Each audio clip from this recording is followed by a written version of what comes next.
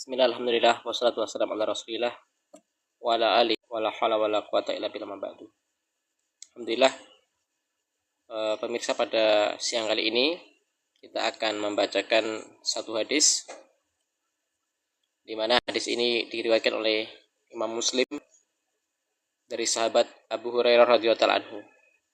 Kita baca hadisnya. An Abi Hurairah radhiyallahu anhu anna Rasulullah sallallahu alaihi wasallam qala idza matal insanu in qata'a amaluhu illa min salasatin illa min sadaqatin jariyatin aw ilmin yuntafa'u bihi aw waladin salihin yad'u lahu. Dari sahabat Abu Hurairah radhiyallahu anhu bahwasanya Rasulullah sallallahu alaihi wasallam pernah bersabda,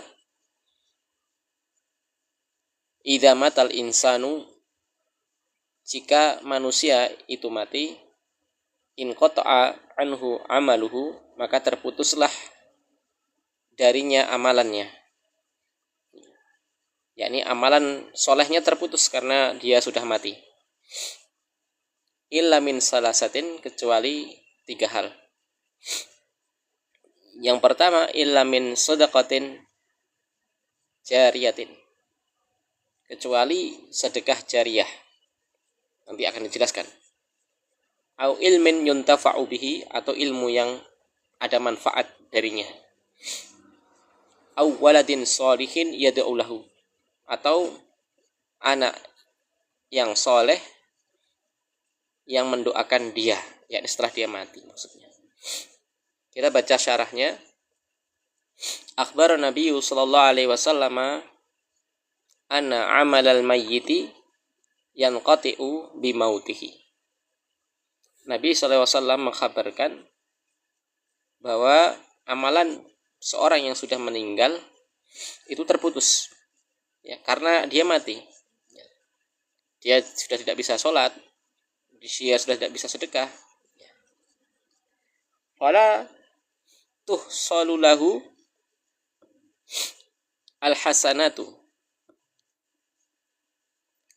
fala tuhsilu lahu alhasanatu ba'da mautihi ila fi hadhil asya'i salasah likaunihi kana sababaha.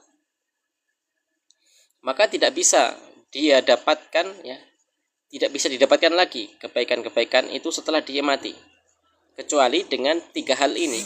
Nanti dikecualikan 3 ini.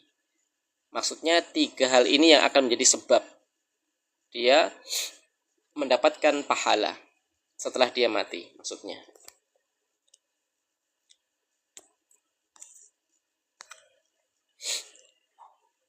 Kemudian al-awwalu, yang pertama,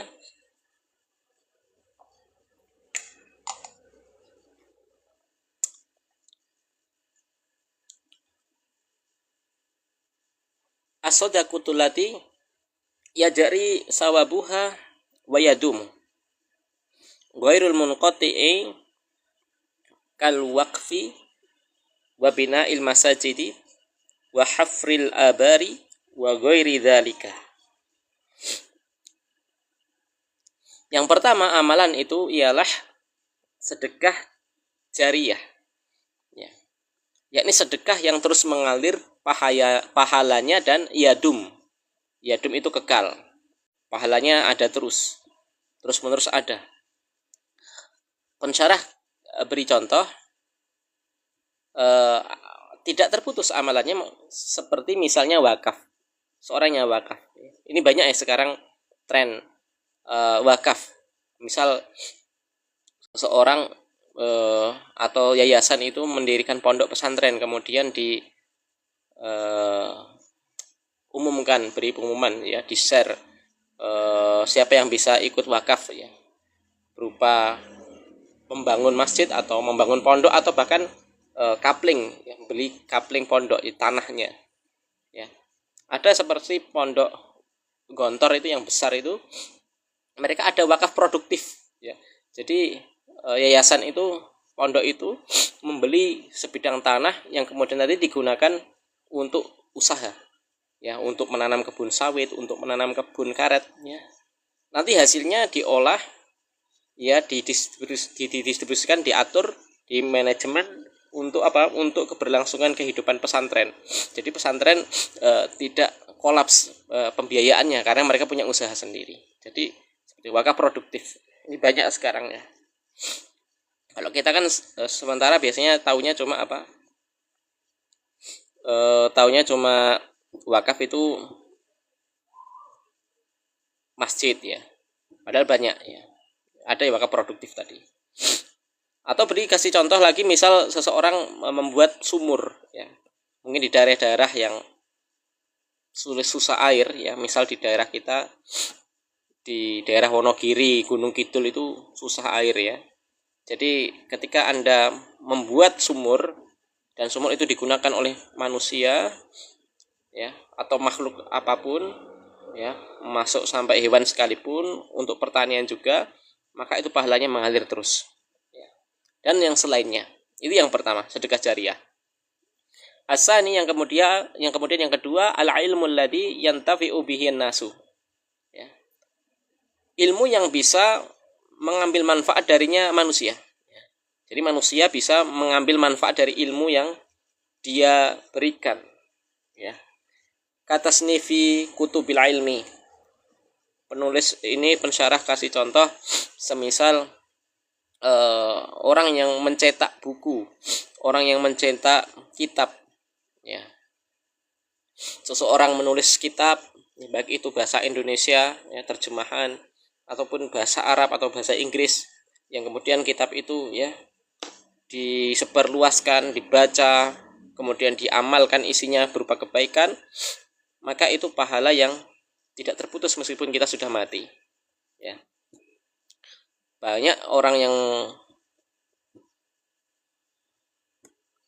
mengistilahkan orang yang menulis buku itu orang yang memiliki umur kedua, ya. Second age, ya, second age. Jadi umur kedua baginya. Ya. Karena setelah dia mati tapi karyanya terus dibaca oleh kaum muslimin. Ya. Dan ini banyak ya di kitab-kitab para ulama, semisal Imam Nawawi, ya. Imam Nawawi tersebar ya, banyak di masjid-masjid, di pondok-pondok kitabnya digunakan. Ya, seperti kitab Riyadhus Shalihin, kitab Arba'in Nawawi, kitab Minhajut Thalibin, kitab Syarhul Muhadzab, ya. Banyak.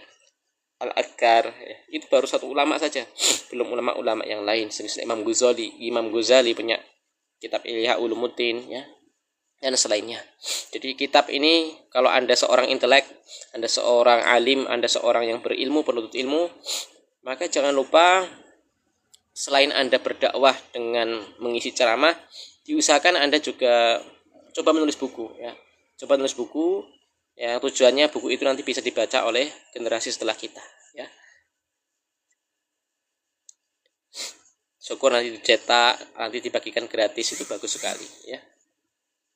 Kemudian au kana yu'allimu syakhsan, ya, fayakumu dzalika syakhsu binasri dzalikal ilma ba'da mautihi, ya. Atau bisa jadi seseorang mengajarkan orang yang lain, ya, mengajari apapun itu, ya, mengajari Iqra,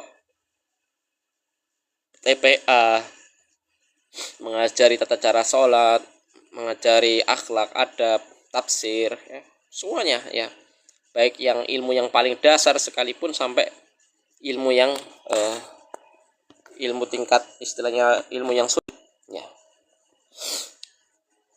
Ketika dia mati, akan tapi ilmunya itu terus dipelajari dan